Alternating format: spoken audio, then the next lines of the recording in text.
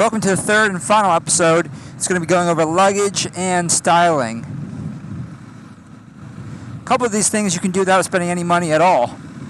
As you can see, I'm currently riding down I would say, the most beautiful street in America, possibly, but definitely one of my favorites here in New Orleans, which is Esplanade. It's a very beautiful street. It's very pretty at night. It's very beautiful in October. Houses are beautiful. You can't go wrong. Once again, all the items will be listed below with the timeline when they're discussed. On that note, let's roll into it.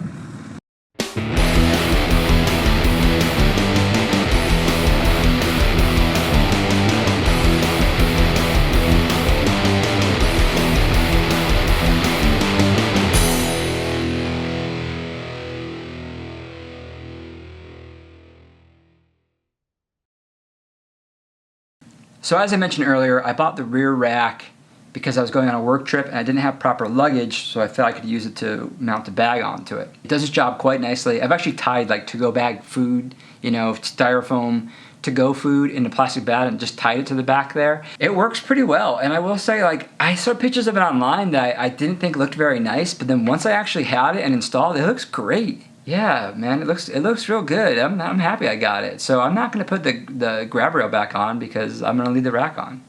I really was going to just put the rack on just for trips. But I totally dig the styling of it, so I'm going to keep it on. And the rack has been uber useful. I mean, I use it all the time. You'll see it in my British Customs header video. I mount the GoPro to that rack. So yeah, that rack has turned out to be very useful for me. Installation on the rack is really easy. I think it's 4 screws, if I remember correctly. So really no problems. If you do have a seat that conflicts with it, just check the bottom of the seat, see if you can modify it like I did for the bench seat. I just had to take out some of the plastic bracing that was conflicting with the bolts that mount the rack. So once you take out some of that plastic bracing, then there's no issue, and voila. I think I've answered that question so many times on forums. You can use the bench seat with the rear rack or grab rail. You do just have to modify the seat. It's extremely easy. So I went with, as far as storage goes, and there's a million luggage options out there, but I did really like, so OD Green is my favorite, okay? So obviously I was gonna get the green scrambler, right? And when it comes to the tank bag, I went with a wax cotton olive tank bag. And it's beautiful. I mean, and it works really well. And actually, you get a lot of stuff with it. So it's the 3-way mounting system. So you leave the part that goes around the column, you leave that there, and you can see it, no big deal. And then the other 2 straps tuck underneath your seat when you're not using this. And then when you put this on, it just simply bolts in. You pull, or snaps in, I should say. And you take out the straps underneath the seat and strap, and connect them there, and it's fine. Alright, so I took out the straps that were under the seat, buckle that in, so you just always leave that there. These ones are normally hidden under the seat, and voila. So get to your destination and you just unbuckle. Voila. You get this nice little hanging carrying guard. For both this tank bag and the Pannier, there's waterproof covers that you need to buy separately. Although I have ridden in light rain without the cover and it was fine, but I'm sure with a heavy downpour, it won't suffice. So they're $20. Sucks that they don't come with it, but I guess why add to the cost if somebody's gonna get this who's a fair weather, rider who only rides on Sundays that are nice. If you're going to do traveling and you're going to end up riding the rain, light rain, this is probably fine, but anything really heavy, make sure you get the rain cover that goes with it. It does have a nice strap on the inside that holds things down. It also came with a little map pouch that goes to the top of this that I've never actually personally used. It also came with a strap that I haven't really used either. You can see you can mount the strap, clip the strap on here and then clips on the back. And yeah, it's got this really nice handle. So it's nice. You show up, you unbuckle it, you just grab it by the handle and take it with you. So actually it's been very useful, and I used it a lot more than I thought I would. I thought I would just use it for traveling and weekend trips and stuff, but I wind up using it all the time. So it's been nice. And like I said, I think the Triumph one looks nice. I mean, there's a lot of great tank bags that you can get for a motorcycle that's going to work, but this one just looks good. And I'm a sucker for the looks. What can I say? So I bought a good-looking bike. Buy a good-looking bike, why wouldn't I get good-looking accessories? It doesn't make sense. So I went with the Triumph Wax Cotton Pannier. I've heard some mixed reviews on it, to be honest, but I've not had any issues. It's not been, from my experience, it's been great, actually. It's not going to hold a whole lot. You can see that's how big it is. And it comes, when you order it, it comes with the mounting rail that is really easy to install. It just slides onto that and buckles on. My big gripe with the mounting rail is that it's chrome, which looks really weird on my bike. I'm gonna get it powder coated so it can be black and I don't have to worry about stupid chrome. But that's one thing to keep in mind.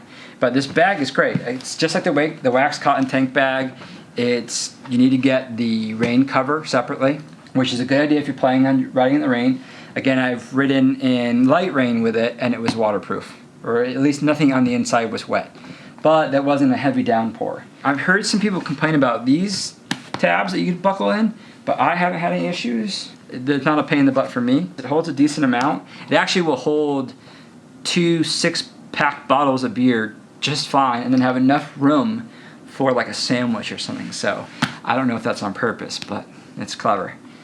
But yeah, I mean, it's fairly simple. 2 pockets down there, call it a couple little things. And voila. Of course, the downside is, this is not secured. Someone gets in your bag if they want to. So it's not the kind of thing that you could ride somewhere like to work and leave it on your bike. You would take it off. But just like the tank bag, it comes with a strap, so you could just put it on your shoulder and walk away with it. Most importantly, again, I just think it's beautiful. It's beautiful, like leather craftsmanship. I like the styling of this better than a lot of the other third-party options out there. Although I will say I did totally love the SW Motec, but it's not compatible if you have a rack on your bike. You can make it work, but it's not compatible. And when I say make it work, I mean drilling holes into your rack. So wasn't going to do that. All right, now that that's out of the way, let's talk about style. So style, I mean, this is going to be a very subjective one, but you can see I've done quite a few things style-wise. So let's dig into the badges first. So no issues with the clutch badge. I think it looks great. It has that little Triumph branding. But I got a similar one for the ACL badge. And after a few months, there's like a black film that's actually on it, and it started coming off. And so it started being chrome, and it didn't look that good. So that was a disappointment. I think it was only like $35, but it fell apart. And it's just disappointing, spending any money and having an issue. So I took that off and I got one of the just finned ones from British Customs, so it's just black. Wish I had seen those in the first place. I wouldn't have bothered probably with the Triumph ones, because I don't personally need to say Triumph all over the bike. It says that on both sides of the tank. That's good enough for me. But, more importantly for me was having those areas blacked out. So British Customs, the little finned ACL badge was the winner for me. It looks great, and guess what? It can't fall apart. So yay! Number plate. Okay, so I really did the number plate just to block that Street Scrambler graphic. Not that it was like the ugliest graphic I've ever seen. It kind of takes away from the bike. I mean, the good thing about the Street Scrambler is it looks like a retro bike if you like the styling and look of retro bikes, but it has all the modern perks of a new bike. So people come to me all the time and they say, hey man, like, what year is that bike? And I'm always like, oh dude, it's 2017. And they're like, what? And I'm like, yeah. It's got ABS, it's got traction control, you can shut them both off, it's great. I was looking for an option to cover up that graphic. So I wound up going with the number plate just because it's one of the less expensive options out there. Simply, you buy the number plate, which I think was like $25. Now I expected this piece to be plastic, but it's like aluminum. I mean, it was solid, which I guess is downside is you're adding more weight to your bike, but it's solid. It's actually I was very surprised because I just thought it'd be a plastic plate and it's like an aluminum plate.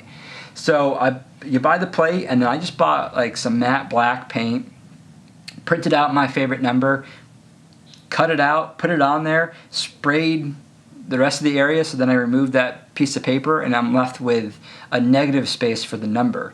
So that's what I did. So it's a nice way for you to cover up that graphic that doesn't necessarily require you to have a lot of money put into it. Now I know some people who have paid to have it professionally painted. Mine's certainly not perfect. I'm not an artist. The number plate's cool. It's definitely something to consider. And another thing I kind of missed at the time is significantly more expensive though, but British Customs makes a number plate that actually replaces that whole panel.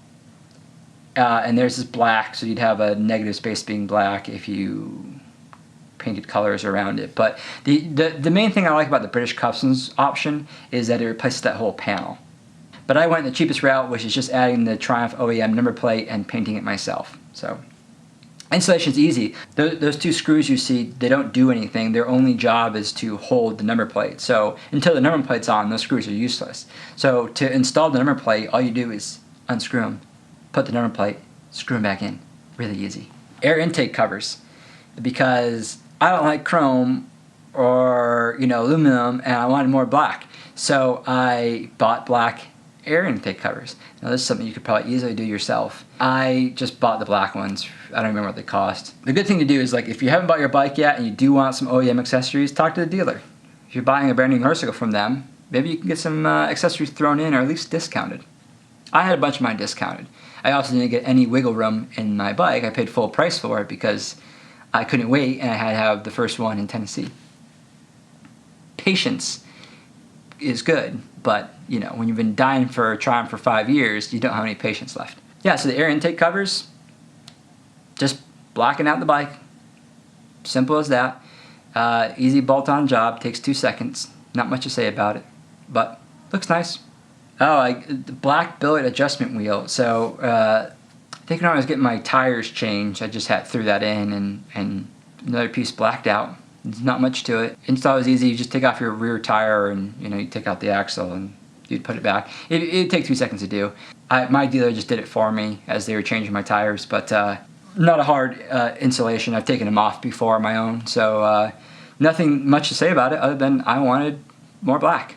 More black. Black is better. Exhaust wrap. So I really liked the amber color of the exhaust, of the header I should say, when it was new. It looked very beautiful, but as riding around dirt and it's getting some gunk on it, I didn't feel like continually cleaning them, and I just decided that I wanted the look of it wrapped.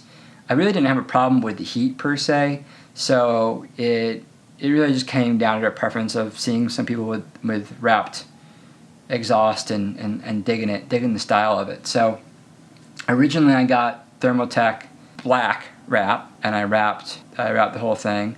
It was semi-difficult to wrap the exhaust because it's heavy, and B, you take it apart if you want to wrap the pieces separately like I did, so trying to wrap them together, I wanted to wrap both pipes individually except for at the cap, and wrap that part together. And so I did have to take apart the exhaust, which really isn't that big of a deal. It's not really that hard. I kind of enjoy, I'm not very mechanically inclined, so I enjoy taking apart little things like the exhaust and then putting them back on, because now I know how to do it, right? I learned something in the process. So Caitlin and I did it together, so it's a nice little couples bonding experience. And for you guys who have wives or girlfriends who don't want to be included in your motorcycle stuff, I'm very sorry, but my fiance loves to build furniture, and so naturally she doesn't mind doing stuff on the bike with me. She doesn't necessarily want to hear me talk about it 24/7, but she doesn't mind getting her hands dirty and helping out, and of course she loves riding on the back of one.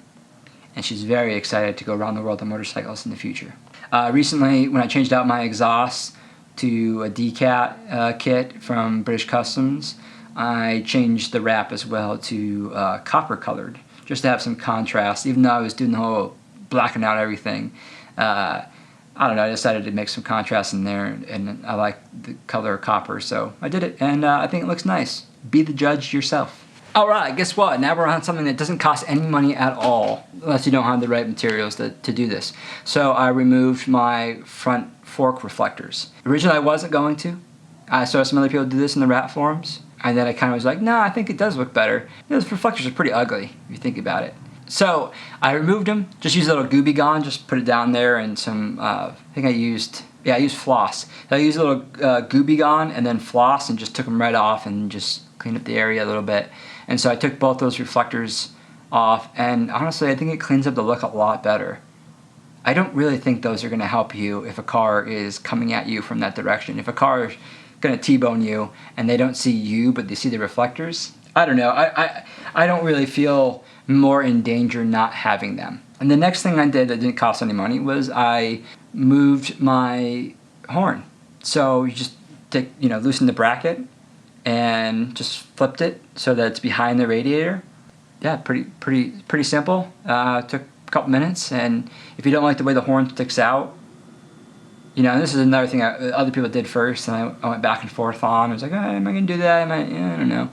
And then I went up doing it, and yeah, whatever. Shows off your exhaust a little bit more. And why have a little horn sticking out? So gets it out of the way. If you want to clean it the look a little bit, it's easy to do. Costs no money. Got Handlebar Wrap from Trip Machine, and I did this more of a two things, kind of a styling thing, and also I was hoping it was gonna help my hands out for long trips, so I won't be squeezing the bars. I'd be squeezing some leather wrap that are on the bars. Yeah, it did probably help my hands a little bit. I pretty much 99% ride with gloves, but the few times I didn't, they were really nice. The downside was not as much grip. The stock grips are great. I could hold the throttle open just with my hand like that. I couldn't hold it like this with the bar wrap on it. So looks wise, I liked it. The color didn't match my seat. I was gonna dye it a darker brown, and I just never got around to it. And like I said, I ride in the rain a lot. They probably lasted about 3 or 4 months, or like 5,000 or 6,000 miles before they came off, maybe 7,000 miles. And then on my way to Massachusetts, after a day of riding in the rain, one of the wraps started coming off, and so I just took it off and took the other one off as well. And I won't be putting them back on. It was okay. It's something I tried, but yeah, I wouldn't necessarily do it again. So one thing I haven't done is I haven't touched my rear end at all.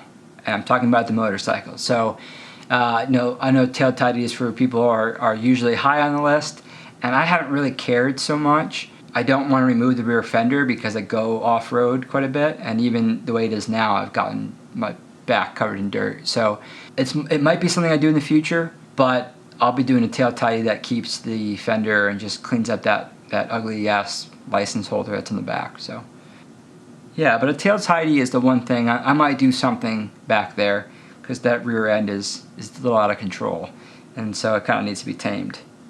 I hope this video was helpful for you if you were interested in any of the accessories that I've also put on my bike.